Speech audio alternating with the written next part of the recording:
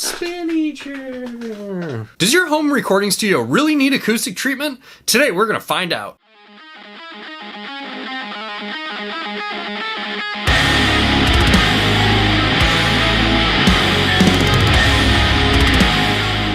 Hey everyone, how's it going? My name's Taylor and I do all stuff music related on this channel, like gear reviews and demos, and tips, tricks, and tutorials just like this one. If you like this video, make sure to subscribe and hit the bell notification icon so you don't miss any of my uploads. Alright, moving on. Today, I wanted to make a video about acoustic treatment and your control room and how to set it up. So the real question is acoustic treatment, right? Because, let's face it, no one wants to spend a bunch of money on stuff that doesn't light up or do anything really cool. It doesn't have knobs that you can turn. It doesn't flash and make cool sounds. Acoustic panels are kind of boring. It's just this black thing that hangs on the wall.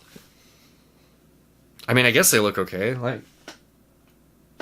They look okay. But acoustic panels really do make a big difference. I get asked all the time when people are starting their home studios what kind of gear they should invest in and what kind of interface they should get or what kind of studio monitors they should get. When in reality, the first thing that you should be focusing on when you're setting up your home studio is how to lay out your studio. You should probably decide which room is going to be your control room. Now, your control room is your listening environment where you're going to be doing all of the mixing and all the playback. And if you only have one room, that's okay. Your control room can be your live room as well. So when you pick out where you're going to have your control room, one of the first things you want to do is you want to figure out where you're going to have your desk and what your listening position is going to be. The listening position is going to be the position that you're in when you're mixing. Ideally, you would want to be in a position where you're in the center of a wall and you have the same surfaces on either side of you, meaning you don't have a door on this side and you don't have a wall on this side. Now that's not always the case and you can work around it, but ideally you would be in that sort of situation. And if you take a look behind me, you can see how I have my desk set up. It's directly in the center of the room with an equal distance to each wall. The other thing that's really important when you're setting up your desk and your speakers in your listening position is you want to form an equilateral triangle in between your head and the cones of your speakers. You can use a measuring tape to do this and just measure from your ear to the cone and then measure the distance between the cones. That's what I did with mine. Just keep in mind that the further back you are from your desk, the wider your monitors are going to have to get, and that when you're directly in the center of them, you are getting the best stereo listening experience. And it's really going to help you out with your mixes. Now, you can make acoustic panels yourself relatively easy in a Sunday afternoon for not that much money. I think I paid $200 total for the wood, the cloth, and the insulation to build about 6 panels, so it's really not that bad. If you're interested in making your own acoustic panels, and you want to know how I made mine, comment below. I always tell people it's one of the first things you should invest in when you're in your room, because it really will just give you an accurate idea of how you're mixing things and how things are going to sound outside of your mix environment. Have you ever done a mix and then taken it out into a car or into another stereo and it just falls apart and sounds terrible? Well, a lot of that could be your room and your mixing environment. There's a lot of weird things that can happen when sound waves are bouncing off walls. And the whole point of acoustic treatment is just to put something on the walls to absorb all those waves so they're not bouncing around everywhere while you're trying to mix. So in this video, what I'd like to do is show you what my room sounds like with acoustic treatment, without acoustic treatment, and then we'll also play both tracks and I'll invert the phase on one of them so that you can actually hear what the acoustic treatment is cutting out of the room. Should be pretty cool. I'm excited about this. I've always wondered this myself. All right, here it is.